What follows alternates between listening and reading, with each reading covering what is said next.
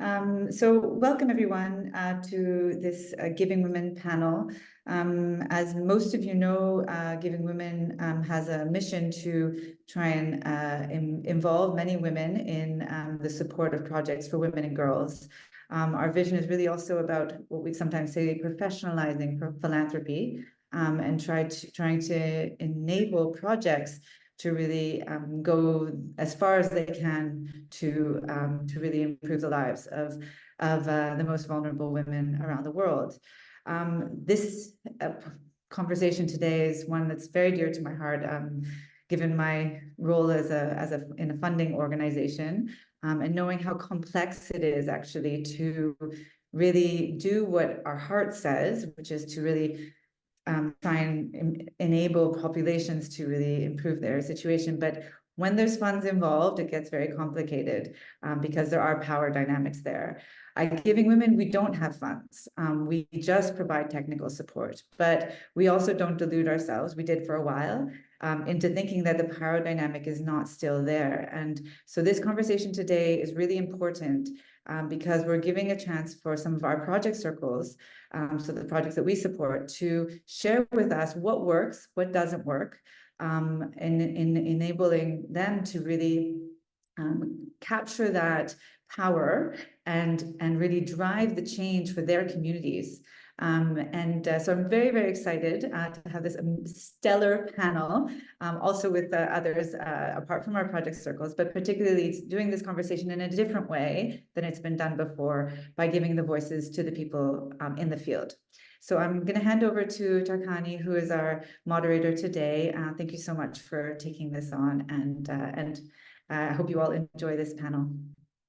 Thank you, Elianna. It's an absolute pleasure to be here.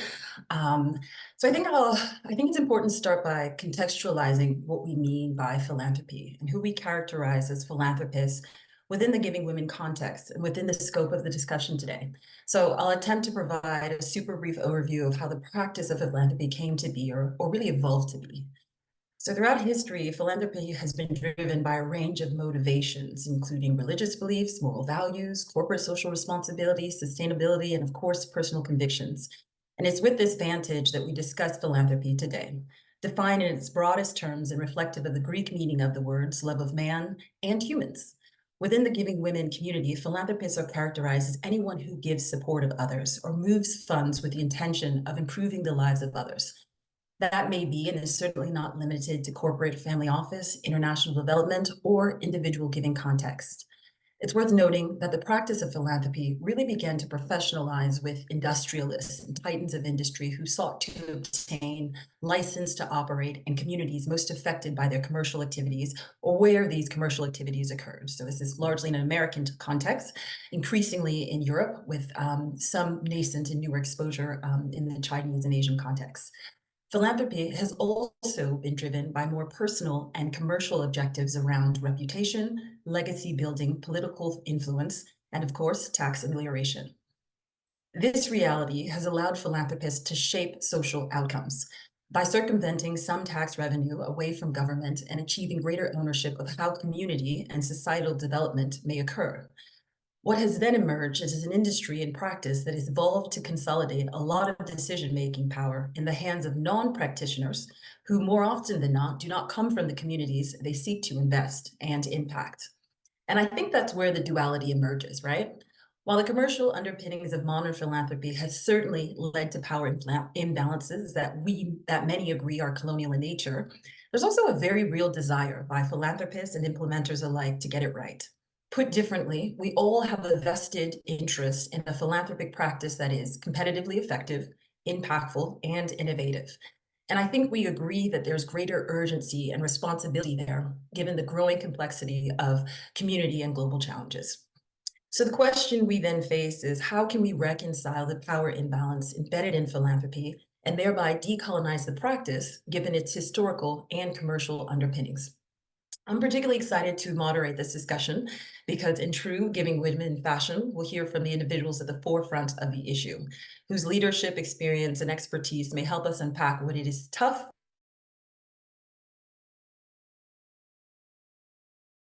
for reflection and ensure that we may all leave with practical advice on how to take the insights and learnings forward. Before turning to panelists, a quick reminder that you define the terms that you use, as we have individuals on the call coming from different starting points, ranging from new and nascent to rather niche subject matter experts. So to those listening in, we also want to say that we're aware of the sensitivity of the topic and reassure you that this is a safe, open space designed to facilitate learning and advance the practice of philanthropy. So with that, I will dive in with our first question to the panelists, beginning with Dr. Adereni. Please briefly introduce yourself before responding. So, Dr. Adereni, the term decolonization has been widely used in the last few years in the context of philanthropy. What does it mean to you, and how have you seen this shape the work that you're doing in Nigeria? How would you pursue your work differently if these dynamics did not exist? I'm not sure, actually. Yeah, I just want to make sure that have he joined. Kathleen, did he come in the last minute? I haven't seen him, no. Okay, he emailed. We may have to we may have to move until, I think he's having some difficulty connecting. Yeah, he emailed me a few minutes ago saying he's on his way. So let's jump forward to the next question then to Takhani. Yeah. Sure. To Gauri then, what are some examples from your work in India that sort of, you would say, illustrate colonial dynamics in philanthropy, whether that is practices, terminology, or other ways power dynamics are illustrated in your day-to-day work? And how would you pursue your work differently if these dynamics did not exist? Sure. Thank you so much, and a very good afternoon to everybody. I'm going to start with a brief introduction about myself and then go on to the questions that you've asked, Takhani. So my name is Gauri. I'm one of the founders at UMEED, an organization that enables women with skills, a strong, confident mindset, and opportunities that help them take their very first steps towards exercising choice, their voice, and agency. Just for everybody here in the call, UMEED translates to hope in English. So just wanted to share that. We're based out of Hyderabad in India, and I'd also like to take this opportunity to say a very big thank you to Giving Women for their amazing technical mentorship support that has helped us in revamping our monitoring and evaluation approach, and also the way we look at branding and communication. So with that, Takhani, I'm going to come to the questions that you asked, but also take a moment to answer the first question, if that's fine. Just a little bit of my understanding of this concept. So I think historically speaking, we've known decolonization to be a process in which countries which were colonized gained freedom from these imperial nations whose objective was to dominate foreign lands. Coming to decolonizing philanthropy, I think in my view would be to preclude the domination and control in the way we do things, and to adopt a more inclusive approach in the ways of working. This would mean, in very layman terms, that we, rather than asserting that this is how we need to do this, we may want to ask, how can we do this better together? So I think, and I wish to be in a place where centers of power and philanthropic decision-making are not concentrated, and they're intentionally broadened to include people running these programs on the ground, communities, a lot of people we work with, and also a lot of key community influencers as well. So just wanted to share that right at the onset, and I'll quickly come to the question that you asked me about the kind of experiences we have in our day-to-day working in the kind of work we do. So I think as somebody implementing social impact programs at the grassroots level, we face these outdated colonial dynamics right at the onset, while connecting with funders, building proposals, creating budgets, and to the extent of even coming on some form of alignment on impact indicators. I have a couple of examples, and I'd like to start with the first one, and the first one bothers me the most, which is, the very image of the program participant. I feel that most often funders come with preconceived notions of who the program participants should be and unfortunately how they must appear. In our programs, we work with young girls. They come from difficult backgrounds and they show up to the training program, to the training classroom, dressed up in the best way possible. This sometimes is misunderstood by the funders and they are deemed as not being worthy enough to become program participants. It is almost as though they are targeting a poster cover look of poverty, which is inadvertently one of their criteria. So that's the first one. The second one that I'd like to highlight is the impact created on the program participants. So this is another area where we face the most struggle.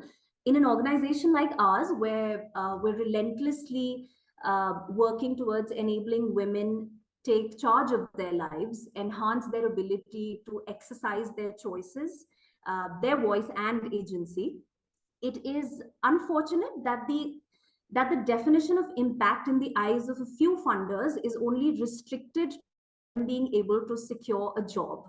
And I think Atalanti and I and my team, I think we've had so many conversations on this particular aspect.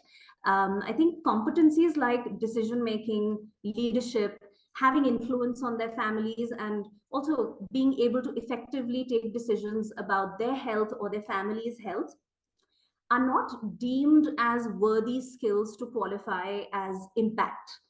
So I think, and this is my belief, that it is quantifiably simpler to quote the number of jobs that women were able to secure than to convincingly justify the progress women have made in foundational areas like self-worth, decision-making, teamwork, negotiation, etc.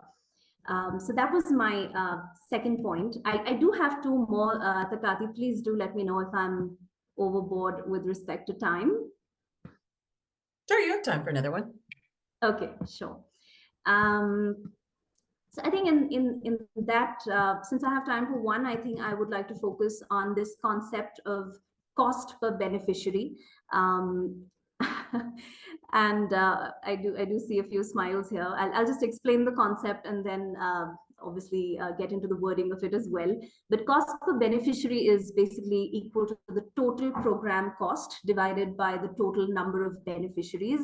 And we would like to mention here that beneficiary is a common word used in the corporate funding world in India. We've experienced a demand from funders to increase the number of beneficiaries, or I'm going to use the word program participants as we call them, thus making the best of every penny spent by them, which maybe in their view is optimization. There is little thought given to the process of taking program participants on a transformational journey and to the magnitude of effort required with each participant to create change.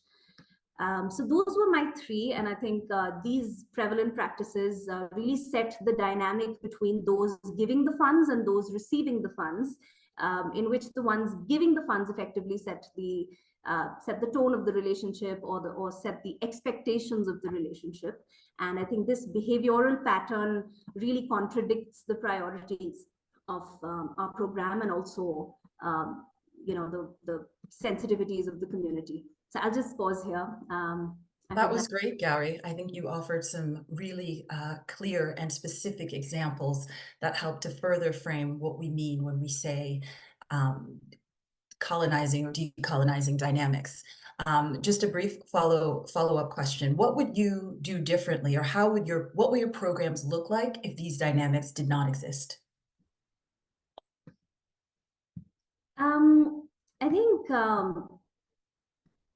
I think I'll be very honest here, Takhani. I think over time we've really evolved and gained the courage to say no to a lot of the funders.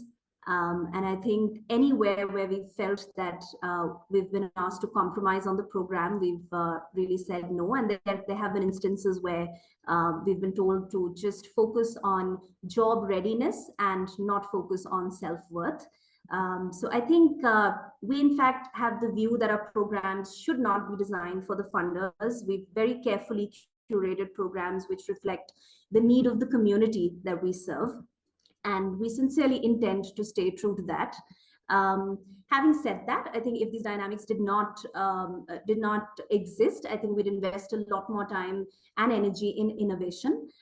We'd spend a lot of time in hiring talent that is very aligned to what we do, because one point that I missed in the earlier question was the focus on operational cost, but I think a lot of funders do not encourage a lot of amount being spent on human resources, because again, it's difficult to show that impact in impact reports. So yeah, I think a lot of investment in human resources and also on innovation.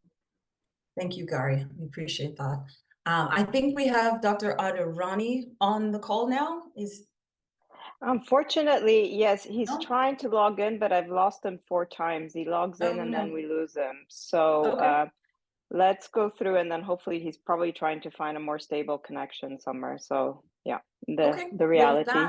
Hold on, let's see. 1 second. He's coming in again. Let's maybe catch him if we can. Dr. Adereni, can you hear us? Hello?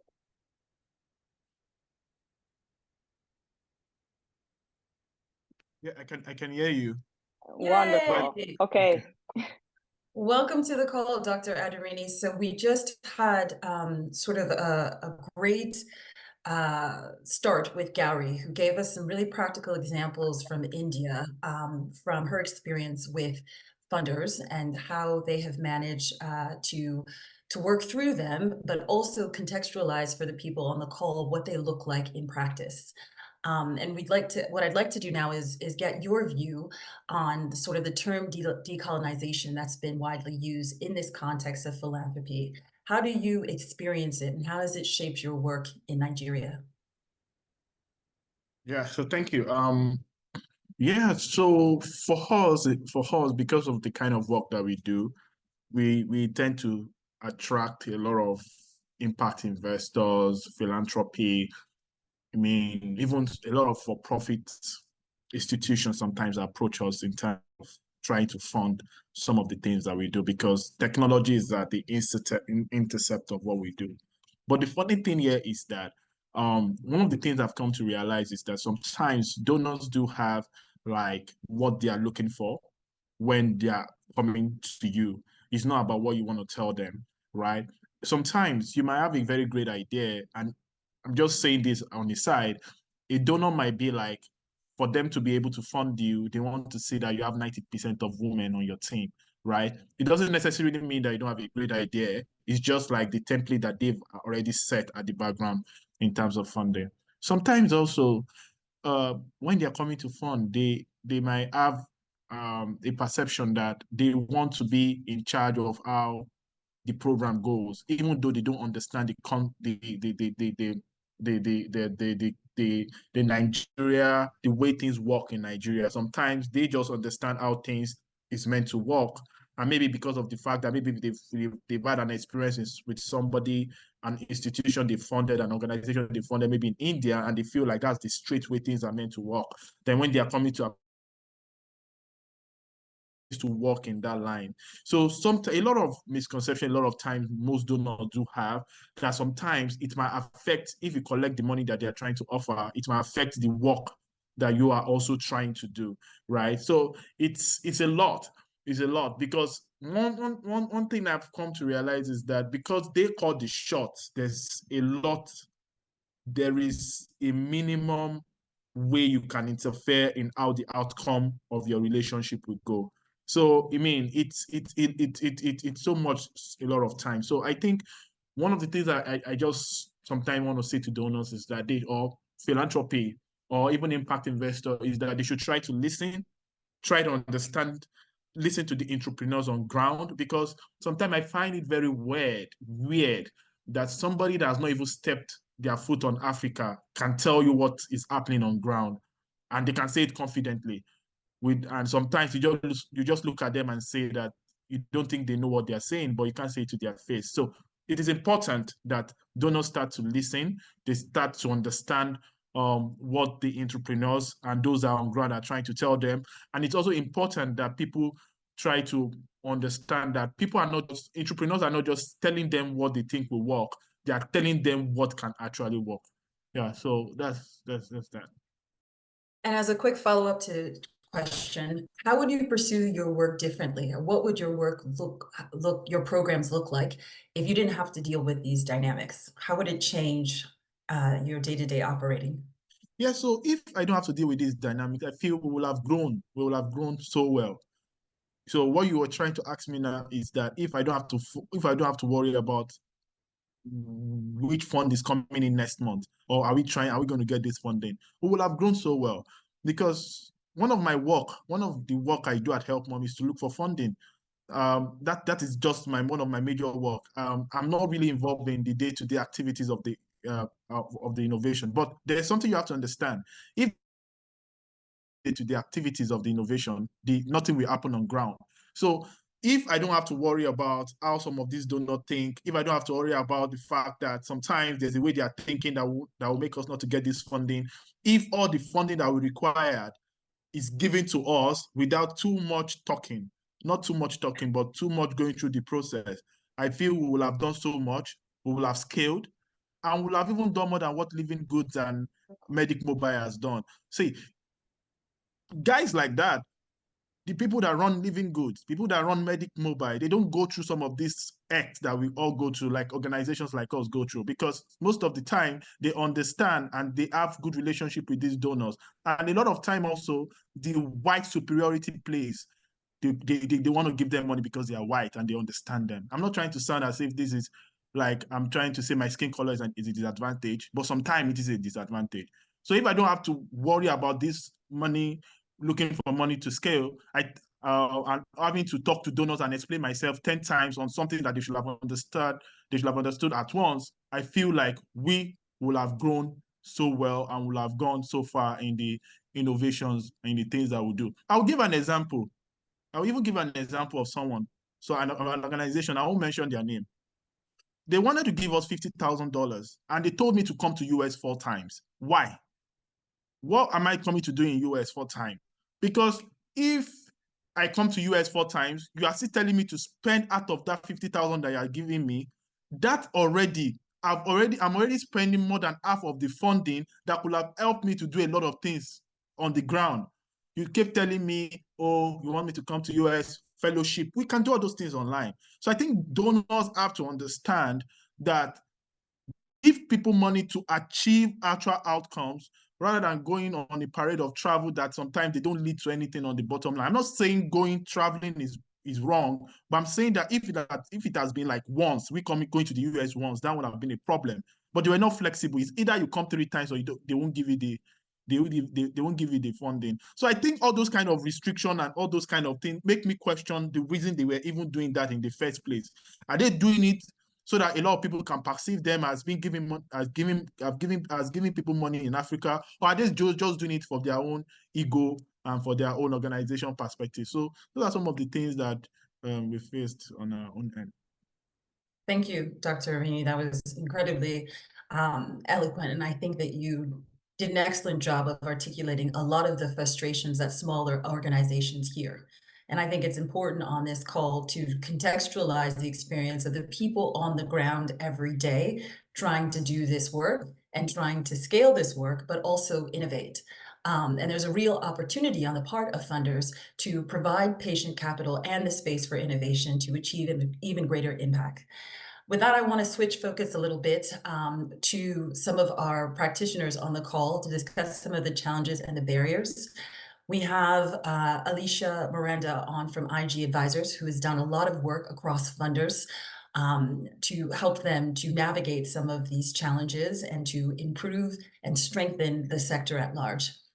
So with that, I want to ask, what are the most significant challenges faced by philanthropists and funders to decolonize philanthropy? I mean, of course, there is an awareness issue, but within these institutions and their broader context, what are some of the challenges that they're facing to do this work in a way that is more equitable and gives agency to the people on the ground?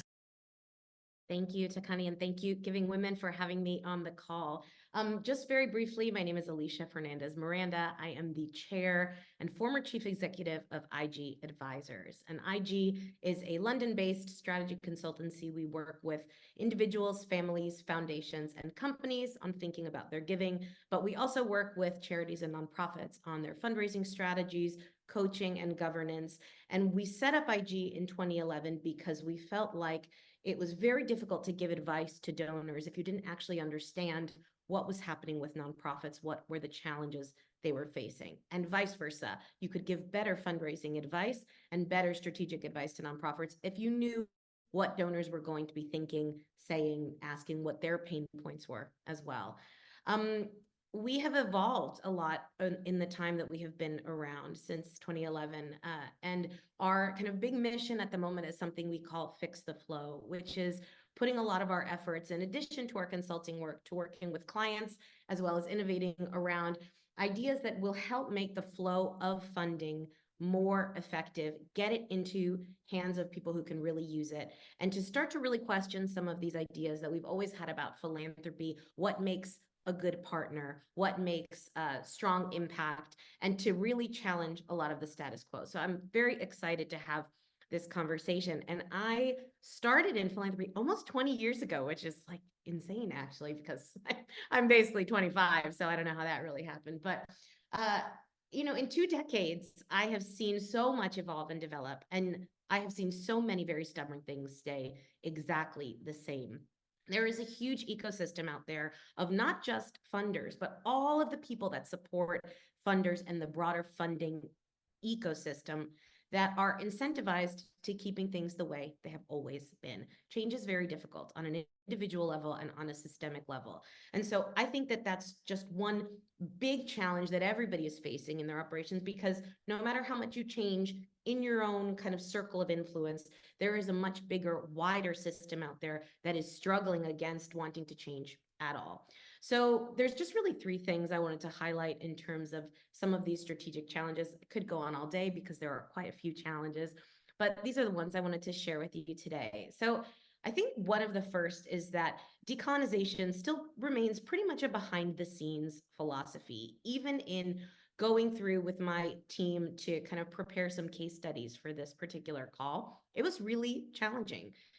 Lack of data and a lack of evidence, which is, as we all know, extremely important to philanthropists to see before a lot of them make any decisions. And there's a lot of failure in this space. A lot of people try things and they don't work. There is a lot of experimentation. That is how it should be. But I think there is still a big fear in terms of people sharing where they've gotten it wrong. I'm going to lead by example and share several times I've gotten it wrong in my career, and there are many more I could share with you. But it is difficult to find people to say, actually, this is what we did, and we really screwed it up. A lot of the donors that I think we've been hearing about from some of the 2 previous speakers and those examples, sometimes there's great effort going in, but again, not always open to sharing failures. The second is that it still remains a really small movement.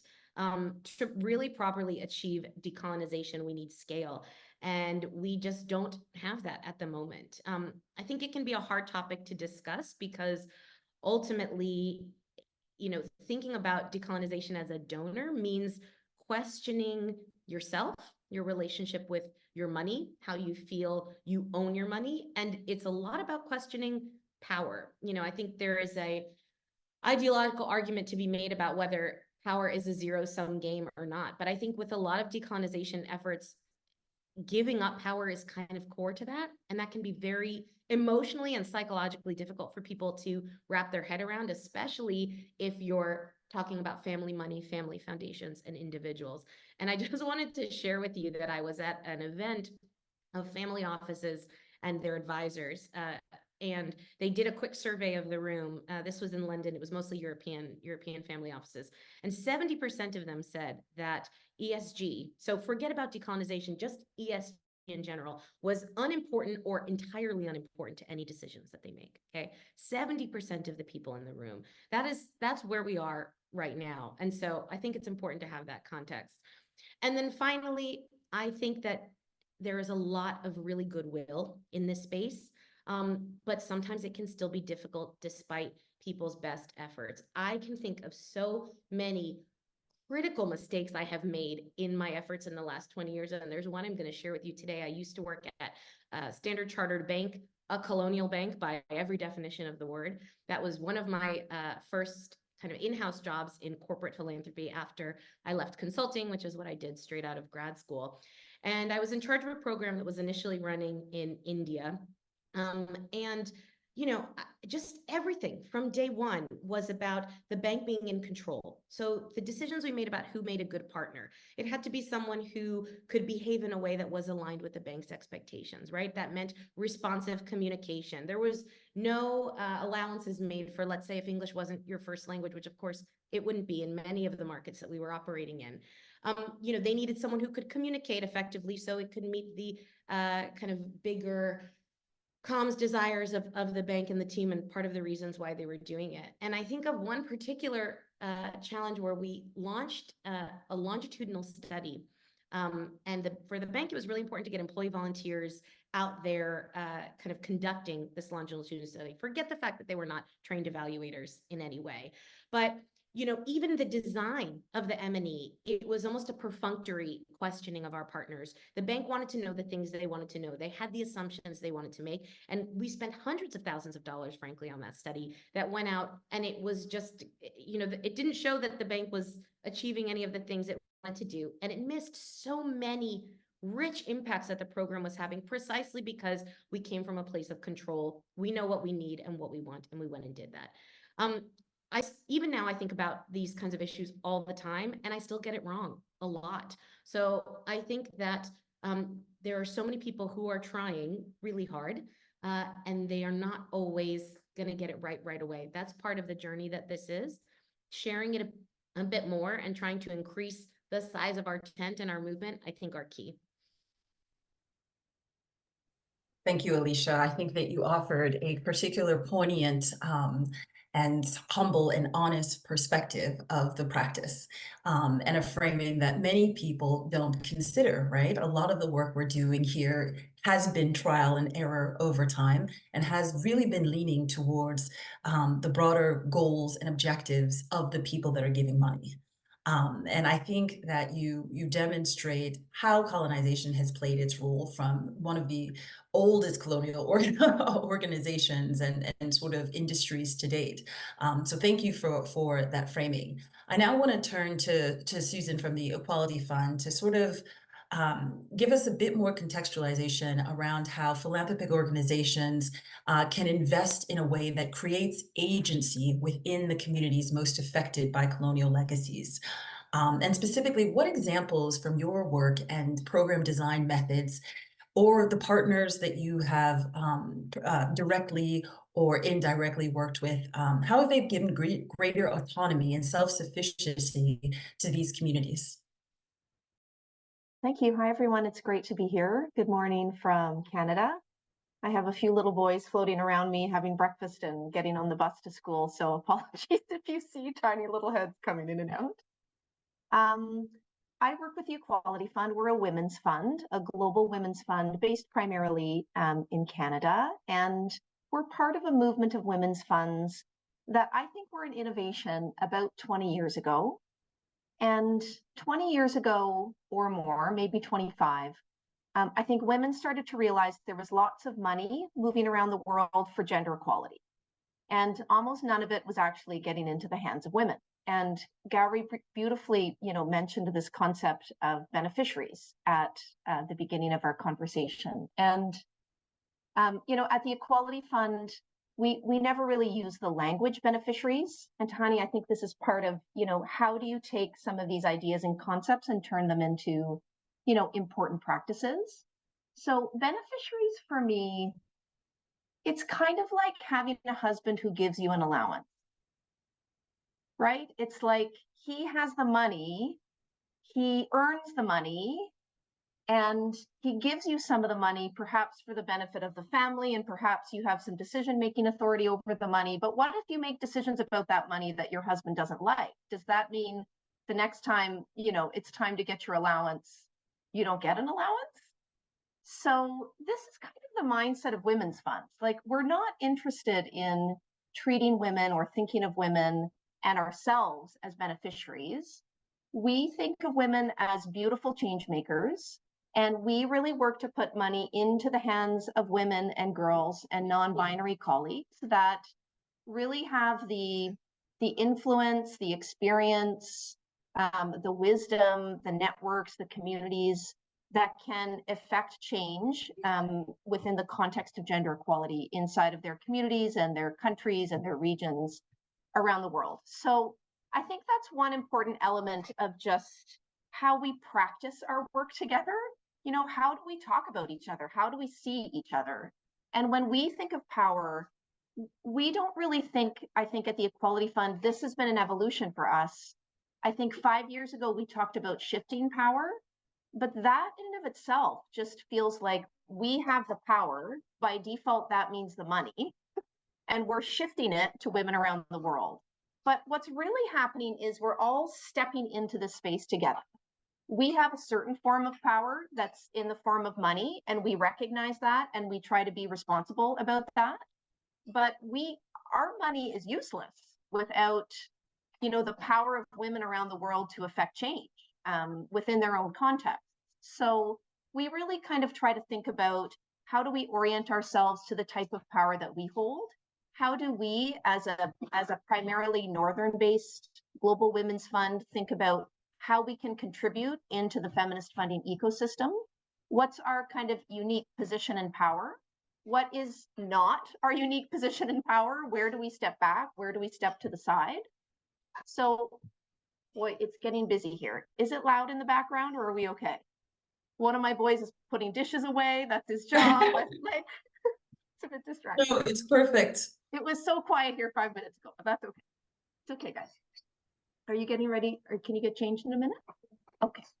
I think in a really practical sense, what we try to do at the Equality Fund is, we're a women's fund, so we're not a foundation. We flow money. We raise money, we move our money, we move other people's money, and we're trying to work across the entire kind of continuum of capital, from investment all the way through to grant making. And how we do that is we try to flow funds abundantly, core flexible funds, to women around the world. And I think some people think trust-based philanthropy or core flexible funding is somehow like putting money out there and then we don't know what's happening with it. And in fact, it's really the opposite. Like, women really want to be accountable about the money that they're working with. We want to be accountable about our money.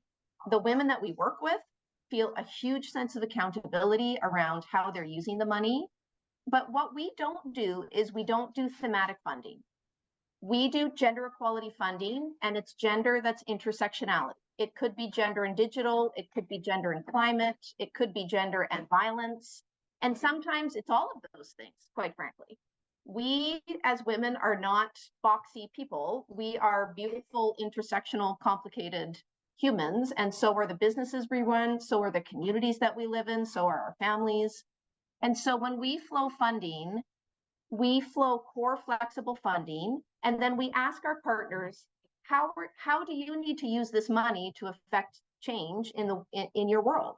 And they tell us, well, we're going to use it to do this, we're going to use it to do that. So we try not to make assumptions about how money can be used. We say to our partners, we want to support you as an organization. How can you best use this money that we're able to flow to you?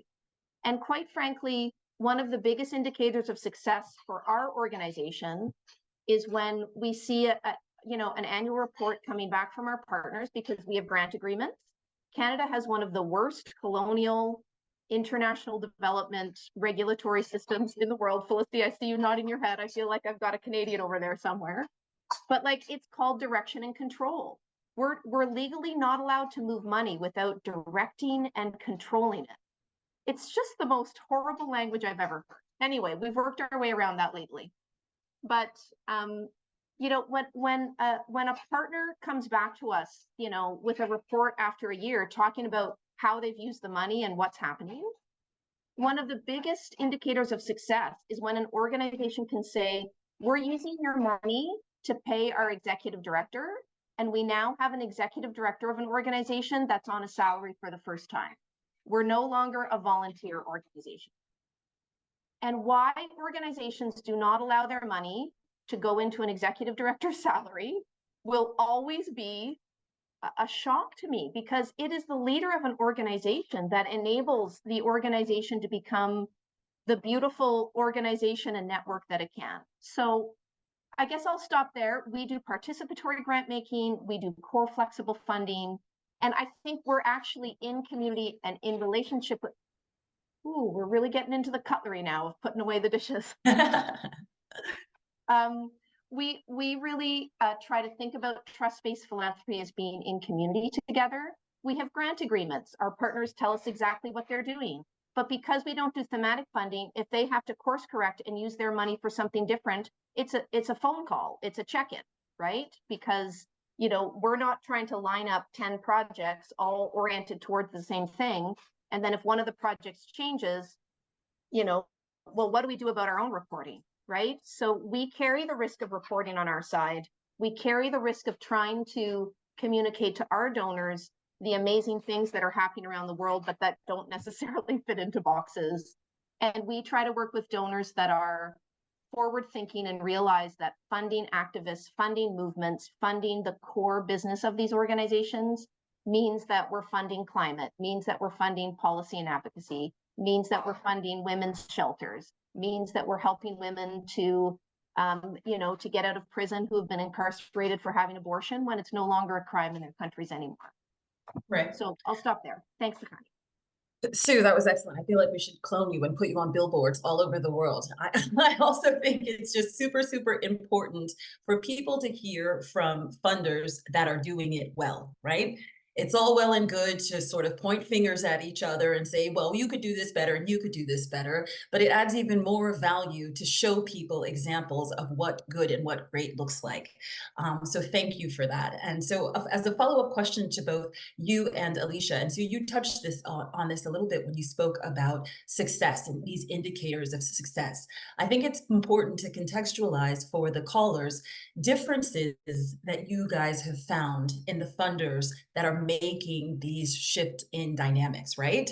You know, we know in terms of impact and effectiveness specifically, what gains have we seen from changing these behaviors, changing these dynamics, right? A huge, and Alisha touched on this, like a huge argument that's made by funders is that, oh, we have to compliance, we have to deal with the legal aspects. We also have to protect ourselves from these big reputational risks.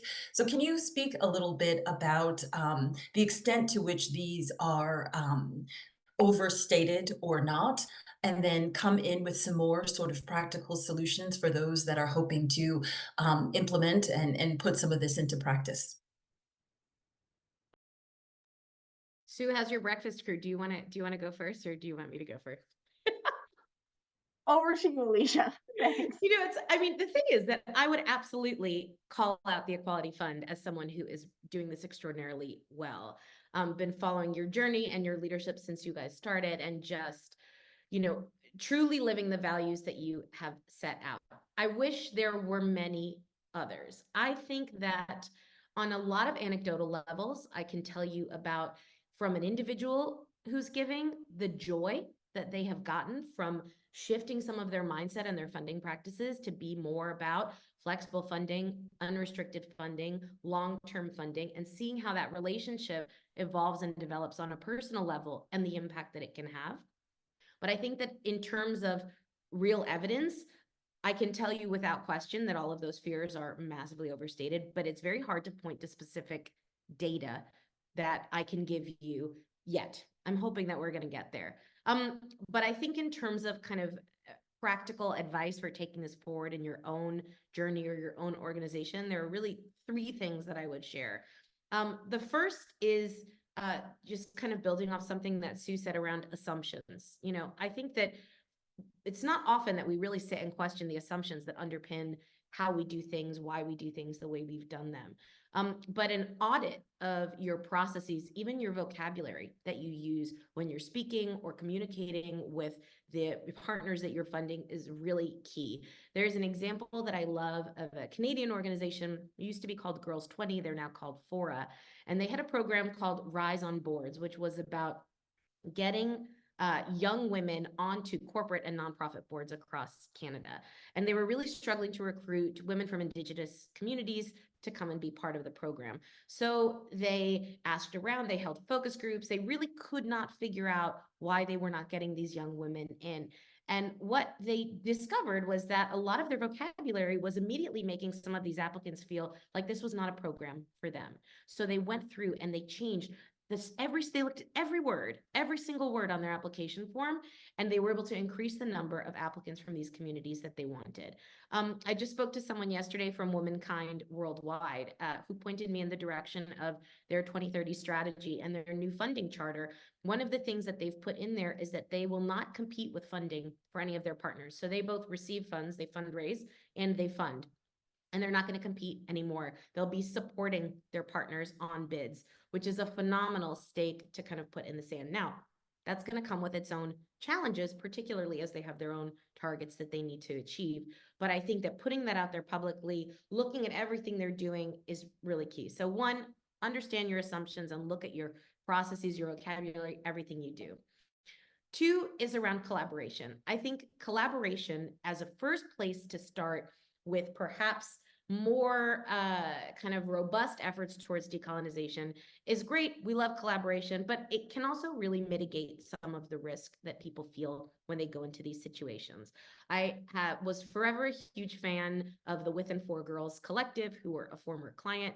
They were started out of a London-based foundation, the STARS Foundation, in 2014.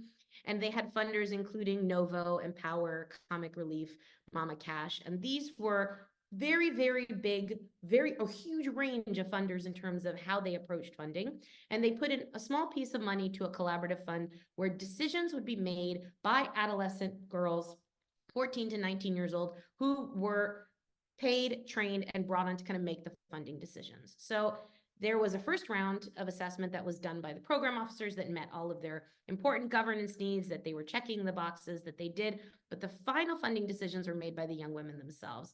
And in doing this, they found I think their impact stats, unfortunately, they're not funding anymore, but were extraordinary. I was with a law firm client, we were highlighting the work of With and For Girls Collective, and he said to me, "Are you telling me they actually let teenage girls make the decisions about funding?" And I was like, yes, they actually do.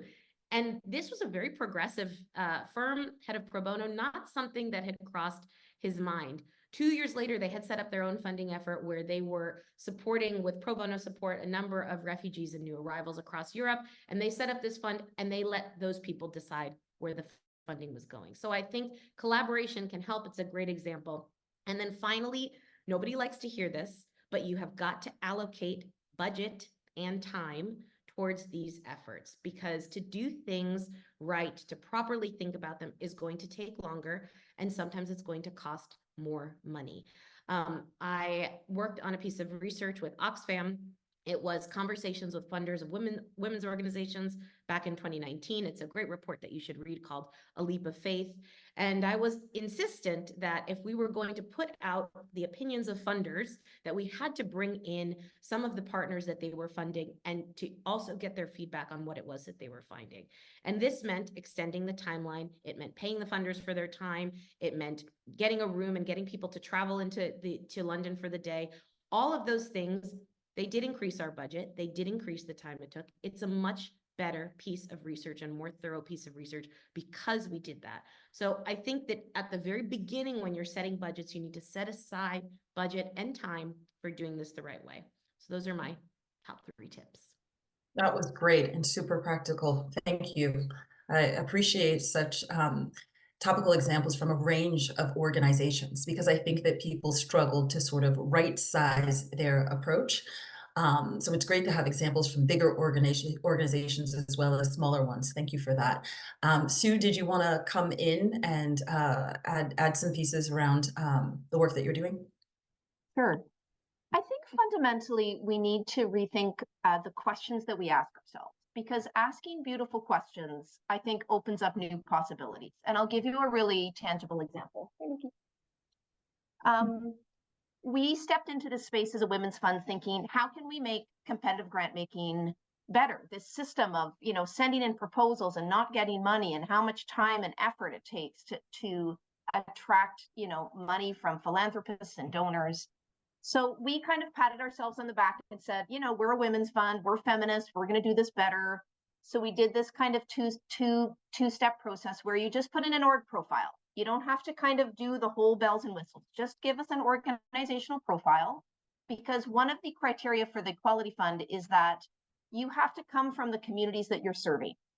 So we received an amazing proposal from an organization that worked with sex workers in a certain part of the world, but they weren't led by sex workers themselves. They saw sex workers as beneficiaries. We said, this is incredible work, but it's just not the type of work that we fund. So we said, give us your organizational profile so that we can get a sense of who's out there in the world and where we might have opportunities.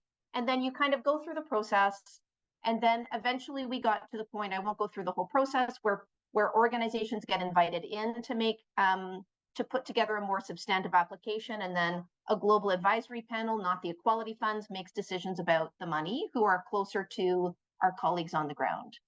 Well, we had 950 organizational profiles came in, and we had funding for about 30 organizations in that round of funding. And we went into this process thinking, how can we really make this better for organizations that want to be grantee partners of the Equality Fund? And that's like a 3% success rate. And that did not feel successful to us. And we realized we were asking the wrong question. So we started out saying, how can we improve, the competitive funding model that we all use in this world? And then the question that we realized we should have been asking is, are competitive funding models even the right type of model, right? Like, we had to ask ourselves a different question in order to get a different outcome. And so in the next round of funding, it was going out to other women's funds. So we move money to other women's funds around the world who can then on grant in their own local context and with their language and with their own expertise. And so we did a step up, step back process. We said, let's get the community together, and let's, as a community, think about how can this funding pot lift up the entire community? How can we be stronger together instead of slicing and dicing and competing with each other for a limited pool of funds? And I kid you not, everybody told us you can't do this because everybody needs money. Nobody is going to step back and say, we're not going to take money in this funding round. 50% of women's funds stepped back and said, you know what? It's better if this money goes to other women's funds in our ecosystem. And collectively, the community decided that the priorities for the funding in this round were going to be emerging funds, so new funds that were 2 years old or less that couldn't attract funding from other organizations, and national funds that, again, had a hard time attracting funding because, regional and global funds are a more attractive prospect for international donors. So, 50% of women's funds stepped back, which meant every single women's fund that went just literally 30 seconds, and then I'll go on mute. 50% of women's funds stepped back, 50% stepped up, knowing that if they stepped up, they were guaranteed money. And so they were now writing a proposal knowing that this was going to result in funding. So I think thinking, Takhani, like, what is the question you're asking? And I think as women, we have an opportunity to reimagine the world. These rules were written not by us, not for us. So I don't know, at the Equality Fund, we just kind of, as a fundamental mindset, we think about, what are some of the assumptions that we're bringing into this process? What are some of the rules that we don't even realize that, we continue to carry? And how can we really intentionally ask better questions so that we get more exciting outcomes and possibilities. I love that. And I like that the cornerstone of that advice is around collaboration, right? And coordination amongst funders. And I think that that's a really important takeaway, because we typically see a lot of working in silos and not really thinking more globally. How can we prioritize core issues across the themes that we are invested in?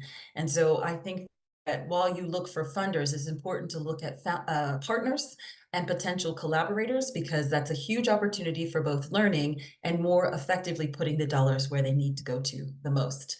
With that, I want to switch focus a little bit back to Gauri and Dr. Adereni, who I hope is still with us. We've heard a lot about trust-based and participatory decision-making.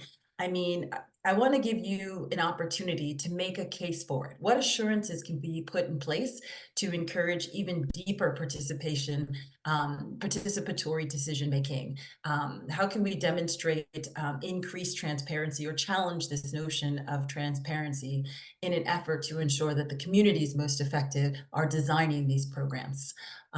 So Dr. Afereni, if you're here, or Gauri, and Gauri, please feel free to jump in and give your insights there. Start with Gauri, because I don't think Dr. Adereni was able to stay on.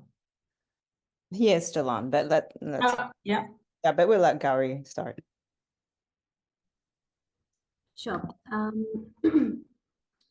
I think overall, I believe that we would want funders to build considerably more agility, creativity, and courage in co-creating programs. Few of the things that we can do, and I think we have been doing as well with the funders that we are working with, is to really begin their involvement in building their empathy towards the kind of work we do, even before the decision making takes place. So I think that's a very conscious step that we've taken, that we start interacting with them, we involve them in a lot of focus group discussions that take place in the communities we serve. We begin interactions with key community influencers. These are people in the community that really understand the community and its issues really well. I think we begin those field visits, we begin those exposure avenues for our funders, and I think that really begins the journey of building their empathy and building the trust between both parties. So I think that's one thing we've started doing. As long as accountability structures are concerned, I think we love those structures at UMEED. We've been extremely proactive on that front as well. And I think what we only expect is a lot more co-creation of the vision of impact.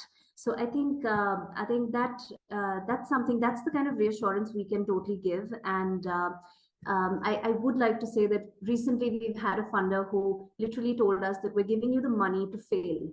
And what I want from you is concrete learnings. So I think it's been amazing. I think we've had a fantastic learning curve. We're experimenting a couple of models that help us scale. So I think, yeah, I think that's what we're looking at. Does that answer your question, Takhani?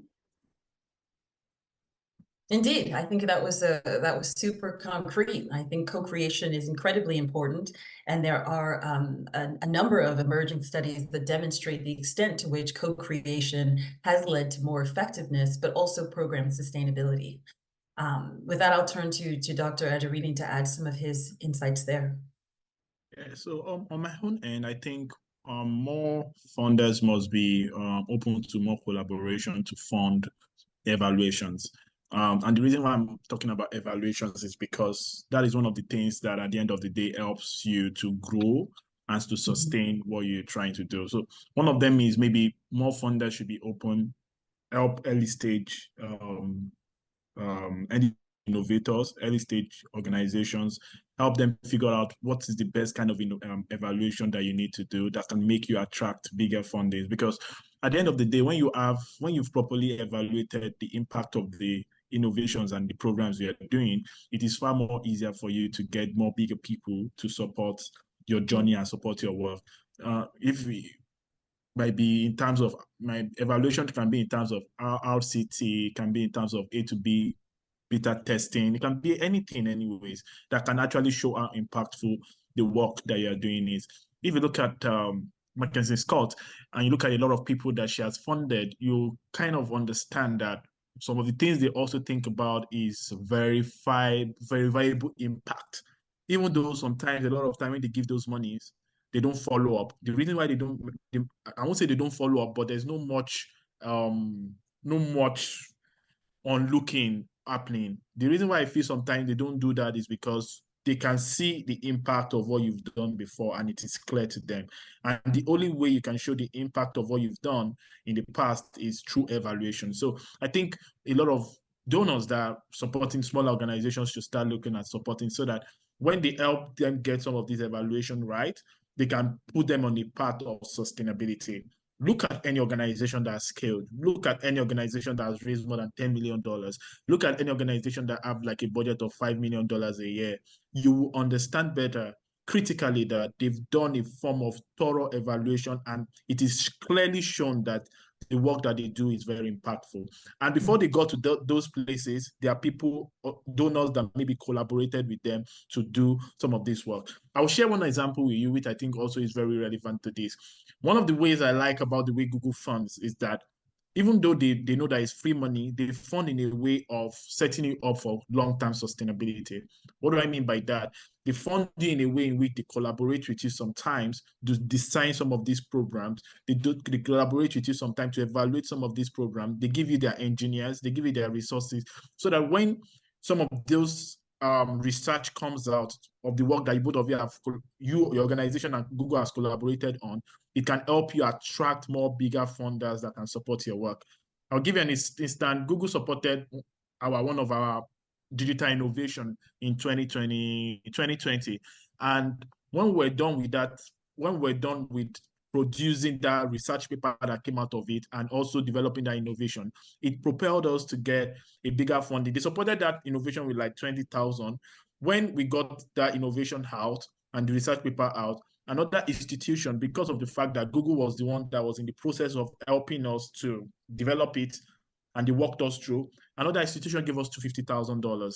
So that is how, most of the time, a lot of all these funders think they want to see a form of like verification from the work that you do. They want to see clear impact. And I think that can happen if some collaborations don't happen early enough between funders and organizations that can set them up for long-term sustainability. So I think that you both touched on something that is critical, in the sense that it's not just about co-creation, it's also about this notion of agency. What investments have we made that have allowed us to sort of get to the next levels? We're not trying to create a situation where community-based organizations are dependent on funders. We're trying to create a situation where they can leverage this interaction, this funding, build on it, and achieve the next level or the next phase of funding to scale the work that they were doing and broaden their impact towards across their communities. And as a follow-up sort of question to both of you, something else we touched on was about data and information and the desire to collect data and what the shortcomings are with data in terms of what funders expect and require and what the realities are on the ground. I think that it's important for us to get a sense from you all, what data are you guys collecting around what is most impactful versus what is being funded? And what would you like to see change either thematically or in terms of priority when it comes to funding in your respective spaces or within the sector? Yeah, let me just go because I just finished. So I think the kind of data that we collect for us is data that kind of show how impactful the work that we do is, right? During the early stage, it wasn't like that. But in 2020, during COVID, I realized that for us to really scale, we must be able to show good results. And not even for the funder, actually, for us to be able to like show continuity. In fact, the way I think around it is that when I wanted to start Help Mom, there were little organizations I could learn from the mistakes that they've made, especially in Nigeria. The mistake that they've made when they were developing innovations in in maternal and infant healthcare. So one of the things I thought during COVID is that we need to change that. We don't see ourselves as the messiah of being the only person that can actually solve this problem that we are solving in Nigeria. One of the ways we think around is that let our product, let our solutions be able to pave way for other people that are coming to look at this problem and these solutions that we are solving. One of them is around immunization. If not that, we started collecting important data around what are the barriers and the likes, and we've used that to design several products. I don't think anybody that wants to do anything in immunization in Nigeria won't have to look at some of the research papers that we've written, that HelpMom has written. We have like 2 or 3 of them, so that it can help them understand, not starting from the scratch, but starting from a place of knowledge because somebody has done it. So those are the kind of data that we collect that helps us internally to define the way our program is. For me, my experience with donor a lot of time is that most of them sometimes are not concerned about patient level data. They just want to see like the impact. Okay, what were the outcomes, right? Okay, this thing you were solving with what we gave you funding for, what was the baseline in that community? When you were done with the funding, what was the end line? What was the impact that occurred within the time that you utilized the funding we gave you? So a lot of times, most of them are not really much, but I've seen some that are very sometimes interested, like all these big tech, especially if you're working with big tech companies, they sometimes want to collaborate with you to do more research on some of those things. So they are more interested in some of these deep level data. But a lot of time it's always from these big tech companies because they understand more further on what you can use data for and the importance of that. And I don't see anything bad in that, because the truth of the matter is that when you collaborate with people like that, they help you in shaping the way you evaluate, because they have the experience, they have the resources, they have the expertise and everything, right? So if your data sharing with funder comes at a place of learning and collaborating to make your programs better, I don't see anything bad. But if it is just coming from at the place of they just having it without adding any impactful just for an impact report. Yeah. Yeah. So Yeah. it's Thank you. Gauri or Sue, would you guys like to come in and share a bit of your experience? Yeah, sure. I think very, very similar to Dr. Adereni, but yeah, we also do the baseline assessment, we do the end line assessment, we do the end of program survey, just to understand where our program participants are. But yes, when it comes to a few funders, they are basically interested to find out what has been the growth journey, and how has it had positive outcomes only, because I think there's a lot of concern, and I think we've been very honest in even sharing in one of our batches that there's been a downfall in a certain component that we were working on, and they were very surprised that how have you reported this out. So yeah, I think there's an urge to only see a progressive trend on even the learnings. And of course, as I mentioned earlier, there's a very, very strong urge to understand how many girls have chosen a very traditional career path, which is either getting into a job or getting into higher education. If there's anything in the middle, for instance, they're taking a break and just doing some form of upskilling, and may get into some other thing, or may not, may even get into a marriage, I think that is somehow not acceptable. So the focus on data is of that sort, and in certain cases they also want to kind of introduce another complementary program, so they need the data and the names and the numbers and everything, so without really understanding whether or not that other program is going to make sense to this group.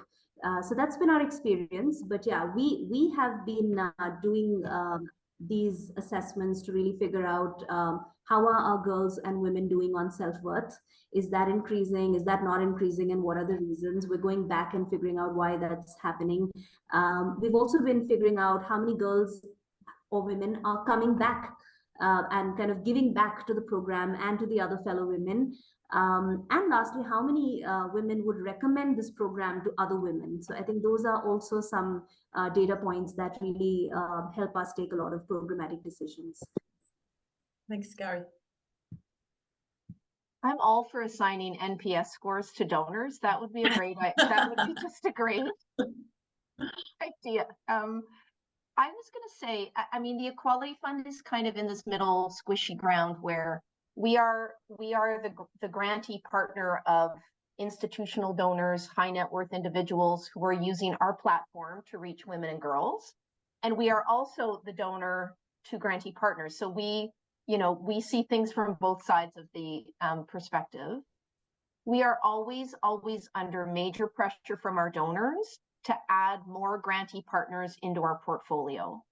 And our program strategy is now oriented to longer, deeper relationships with our partners. And so the data always, like, when we get asked for data, we always get asked to say, how many partners are you funding? And if that number is not the turnover, new partners, the pressure to add new partners into our portfolio, I think from our donors is enormous. And that's what we call scaling out, right? And full transparency, when I joined the organization 5.5 years ago, we were 13 people and our portfolio was about $1 million. That's money out the door. We're now about 50 people and we hit a $20 million annual portfolio last year. So like we're scaling out, like we are trying to get as much money in the world.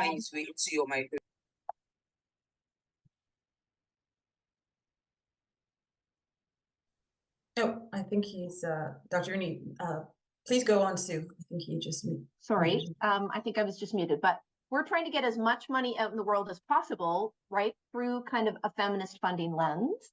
So we are scaling out, but we're trying to do that by also scaling deep, which is, the long-term, incredibly difficult world of reorienting the world around the concept of gender equality. That's not something you can do on a 2-year grant cycle. Right. Like you just get to know a partner, they start to do exciting things, and then like, great, you've done something cool, now we're out because we need to get to the next partner and then get to know them.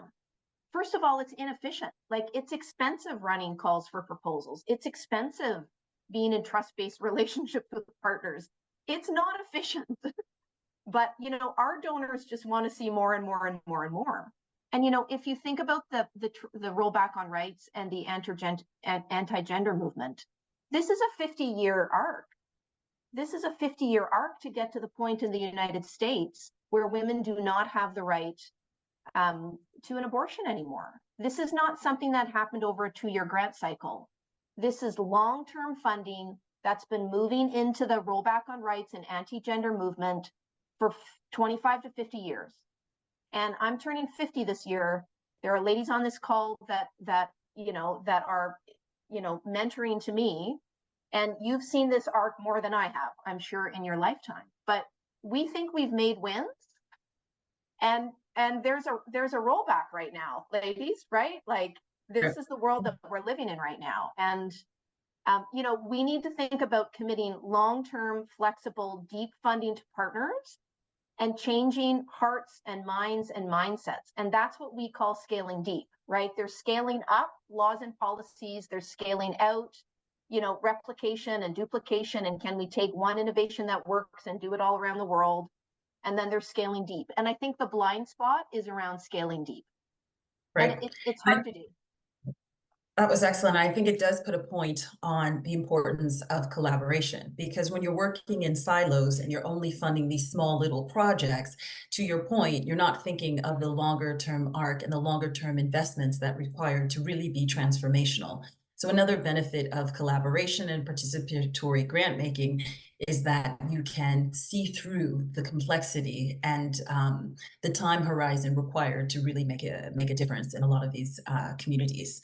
Before we open it up to questions from participants, I do want to open it up to all participants now and check and really hear any final insights, recommendations, guidance, or words of wisdom so that we can leave this webinar inspired. I think that you guys have done an excellent job of being super, super pragmatic, super, super practical, and giving very well articulate ideas on how we can take some of this discussion forward. But would like to present you with an opportunity to really highlight what you think are the most impactful and the most salient arguments that you guys have made today, or that you've heard today. And so I will start with Alisha, since we have not heard from you in a while, if that's okay. I've been listening and enjoying it. I mean, I guess just in addition to all the fantastic things that have already been said, I would say that if you're doing this right, it should feel uncomfortable.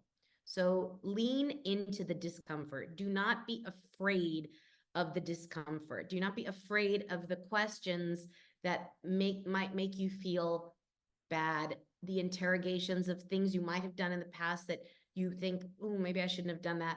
That is all part of this journey. And so I think that there is no way to really, truly embrace the spirit of decolonization without feeling a little bit uncomfortable. So just go with it. It's okay. It's how we grow. Right. Norming and storming. If it's not happening, you're not doing the work. Atalanti, you want to jump in? Yeah, I'd just like to follow up on what Alisha said, and I think this was one of the impetus of having this kind of discussion was the fact that we recognized that at Giving Women, when we were doing our capacity building, we sometimes came with our own preconceived ideas of how things should be done. And we're evolving enormously by recognizing that we're there as facilitators, but we need to listen to the partners that we have about what their real needs are. And I'd just like to give one example, which we had with UMEED. When we were doing our first piece of work with UMEED, one of the questions was, around impact, how do you know that you're being successful?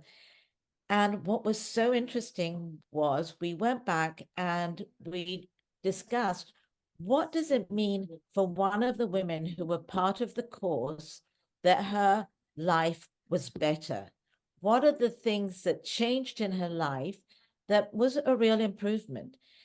And it was an eye-opener, because I think, as Gauri has so clearly said, it was about making more decisions about what was happening with the household money, being able to have an influence on the education of the children, having that confidence to speak up and be recognized within the family context. It wasn't necessarily getting that job. That was part of it, but it was, and that was a real eye-opener where I started to think, we have to listen more. And I loved, a few people mentioned the fact, listening. And I think for me, that's a really, really important skill we've got to start developing about listening. We don't have the answers. We have some of the tools. And I think it is important to have the structures where there is accountability, because that helps the organizations themselves, that they can actually see how they're accountable. But I think for me, one of the big lessons is, really, really listening, collaborating. We work with a lot of small grassroots organizations. And my big question is, how can we help them to get the funds they need to make that deep, as you said, deep difference, which will then have a real systemic change? I love that. Really, this notion around agency, and how do we institute that in a way that permeates through the lives of the people who are participating, which is often difficult to articulate and difficult to evaluate. But I couldn't agree more that a cornerstone of that really is truly to listen and collaborate with the people with the most experience. The rest of the panelists, please jump in. Any insights and gems you want to leave us with? Yeah, I just want to go ahead. Yeah, thank you. To bounce back on what Atalanti just said. So hi, Atalanti. Wow. In the previous organization I worked with, they launched a couple of years ago beneficiary-led programs for innovation.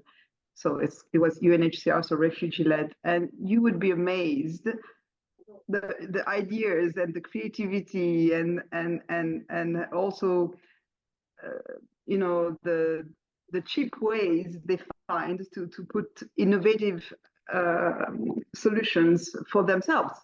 So it's not just the people organizing in the ground, organizing. It's also the beneficiaries themselves that we should listen to. And this really comforts me in the idea that now with technology, with all the video calls and things we can do, to try to put in contact more the philanthropists to listen to what the beneficiaries have to say.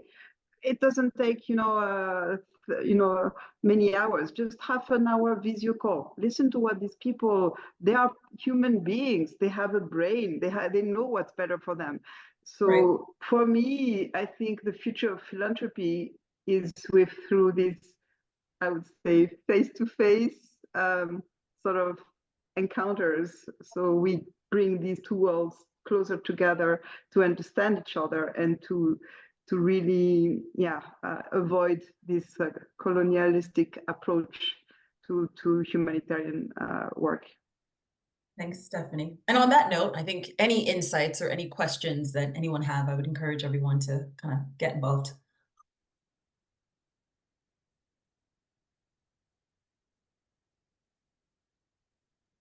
Helen, please. Yeah, I just want to thank everyone for this conversation. It's been outstanding. And I would just love to have, the funder perspective, because, I don't know if I put a comment in the channel, but so often, thinking about the women we serve, the data that we've collected about them and their experiences is often in opposition to what the funder perceives as being best for them. So a good example of this is, I work in a fistula organization, and if you look on a fistula charity website, including ours, you might be led to believe that surgery is a silver bullet solution. And there's no question, surgery is very effective, but follow-up data is almost non-existent. Beneficiary voices, the voices of the women we're serving, is not very, listened to or collected. And we've done a huge amount of work collecting these perspectives, and our messaging is often in direct opposition to the key metric that funders use, which is the number of surgeries they funded each year for the women. And we've tried to explain, instead focus on the number of women whose quality of life you've improved. And we're working on building a measure for that, but it's in direct opposition to very large organizations who are, in competition with us. I mean, it's all broken. All of this language is broken, but I'd love to have a sense from the funders on the call how we can approach these conversations in a way that's really about advocating for the women we serve and hearing from them, but also that's in an understanding that this is also trying to strengthen impact measurement more broadly for the whole sector in a way that's going to actually work for the women themselves rather than for the bottom line or the return on investment measure that perhaps philanthropists might be looking for. I don't know if I phrased my question very clearly, but I'd just love to hear some thoughts. I can jump in here. I mean, I can talk about this stuff for hours, so you'll just have to, I'm about to have a coffee and I'm ready to go for the morning now. It's so quiet here in my house. I think a few things come to mind when we think about scaling deep, and that's kind of about changing attitudes, hearts and minds. This is not necessarily quantitative data that we're looking at. So I think there's a huge opportunity to think about reimagining what qualitative data looks like. And I mean, there's lots of interesting examples. You can do a sentiment analysis of Twitter data about people's emotions. It's not necessarily rocket science, but when we think about professionalizing philanthropy, not-for-profit organizations, even like the Equality Fund, we move massive amounts of money in the world, but my annual budget for my team as a vice president is $150,000. That's my travel, that's the consulting work that I do, that's my personal budget as a vice president. I also have the smallest team. But we don't have a lot of, I'm in charge of impact across the organization and strategy and innovation and fundraising. I mean, we all fundraise. So we don't have a lot of money to look at reimagining data with technology, for example. So I think there's lots of tools and solutions out there that can be applied to this context around how do we really take storytelling, which is so important to impact, but think about reimagining how to do that at scale. So maybe that's something that we could think about. I also, we're trying to think about where is blockchain going and where is Web3 going? And, one element of that is around impact attestations. What if all of the partners, working inside of a community, instead of the organization trying to collect and upload stories and data, why couldn't each of the individual stories be designed by an individual who is living and experiencing something? And when you're on the blockchain, it validates that there's the person behind the story. Like, if I could collect impact attestations from across my grantee partner community, it would be, and then, do the analytics on those stories that are written in the voice of the people and in the language of the colleagues that we work with, then that's another way, right, of trying to democratize data, of really trying to look at the intersection of impact and data and storytelling, really through the lens of not just about like, what are the hard numbers telling us, but what are some of these underlying sentiments, these changes in behaviors, these attitudes, these ways of understanding change that I think is sometimes hard to capture through more traditional ways.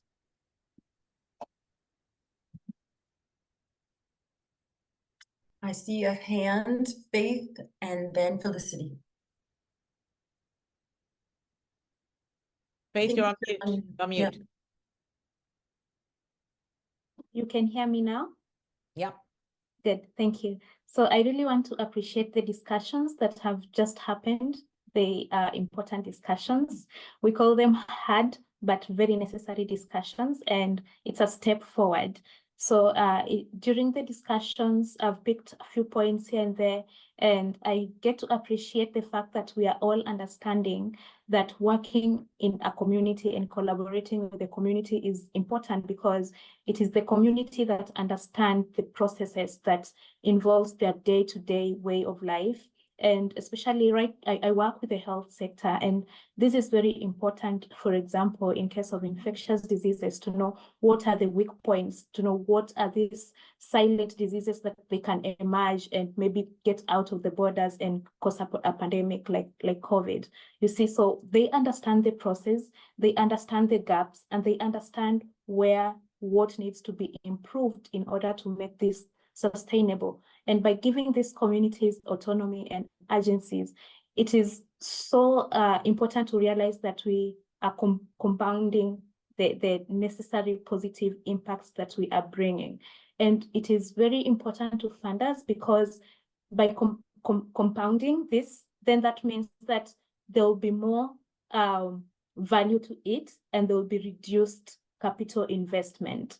So thank you very much. It's a very wonderful discussion. Over to you. Thanks, Faith. Appreciate the feedback.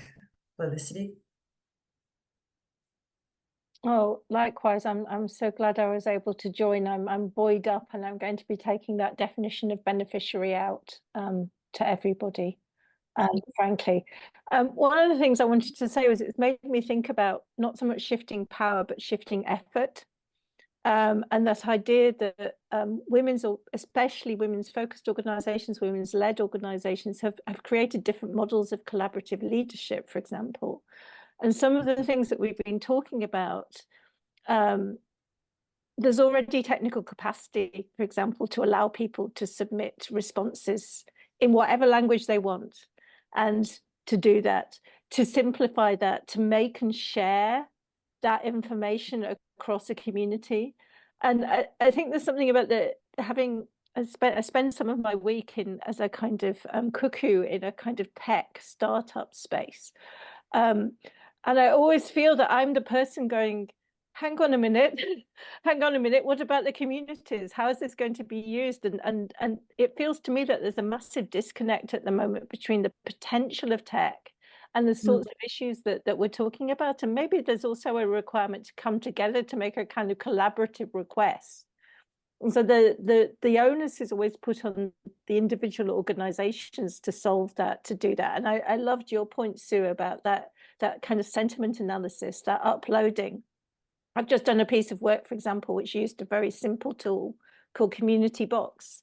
And it was just mapping civil society in one county in Britain, but it didn't start with registers. It started with Facebook sites. It started with looking for those words, and then created a forum for it. So I don't quite know where I'm going for this, but I feel very inspired. And I also think there's maybe a kind of collaborative discussion about shared needs and where the onus for that comes. So it shouldn't sit in your amazingly small budget, Sue, and it shouldn't sit in an NGO's responsibility, but we all know what we're trying to achieve, and to maybe, you know, take a kind of hackathon approach to it collaboratively. Yeah. Love that. Yeah. That was great. Well, thank you all for your comments and those questions. I think this was clearly a super robust conversation, and it's very much my hope that everybody got a little bit that they could take forward. With that, I'll turn it to Atalanti and Kathleen to wrap us up. Yeah. So again, I'm deeply, deeply grateful for Takhani and our wonderful panelists for providing this really, really deep and rich discussion about something that we should all be thinking about constantly. I would like to extend a special thank you to Kelsey Kritmer, who was our behind the scenes constructor of this wonderful panel. Kelsey, thank you so, so much. You helped, we had an idea, but you actually brought this idea together and went far beyond all expectations with the wonderful panelists and moderator that we have of really getting deeply into this discussion. But for me, this is just the beginning, and we need to keep talking. We need to keep working together. Sue, I hope we stay in contact. I think we have a lot to learn from you and hopefully share with you. Wonderful to have Alisha on board again, and hopefully we'll work together. And of course, the two wonderful project leaders, Gauri and Dr. Adereni. You know, we've been working with you. It's been a wonderful experience, and certainly a constantly learning experience. And I think that's one of the things I'm taking away from this. This is not a static discussion. This is something that is constantly evolving, and we're constantly learning. And the importance is that we have these opportunities to share and learn from each other. So, Kathleen, thank you yet again for putting it all together. And to the Giving Women community, who is just going beyond all expectations at all times. So thank you, everybody, for joining us, and see you at the next meeting. Thank you so, so much. And